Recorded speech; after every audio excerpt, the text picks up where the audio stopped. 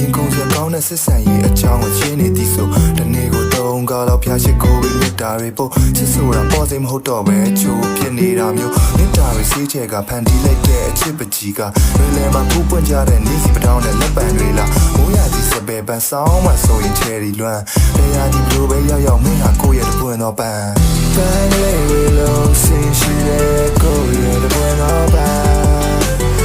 တွေမိုးဆောင်လို့ပြောင်းသွားလဲဒီအချစ်တွေဟာမပြောင်းလဲ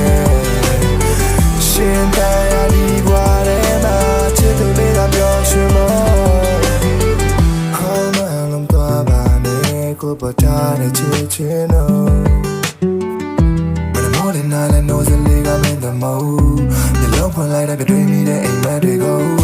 အလေးဆွဲလိုက်ယူတော့ခဲ့တဲ့မင်းရဲ့ဝတ်တွေကပင်လေပြလို့လိုက်တဲ့ဒီရင်ကိုလိုက်ရိုက်ခါအနည်းတည်းလေးတစ်ခုပြင်းမင်းဖြစ်ဒီလို့အေးစလွန်းတဲ့နှလုံးသားကိုရည်ရည်ပြောအောင်လုပ်တာပန်းလေးလေးလို့ဆင်းရှိတဲ့ကိုရဲ့တပွင့်တော့ပန်းမမိုးဆောင်လို့ပြောင်းသွားလဲဒီချစ်တွေဟာမပြောင်းလဲရှင်တရားဒီဘွားထဲမှာချစ်သူလေးကပြောရှင်မောဟောင်းလို့သွားပါနဲ့ကိုယ်ပေါ်ထားတဲ့ချစ်ချင်းတော့ငါကလေးဆို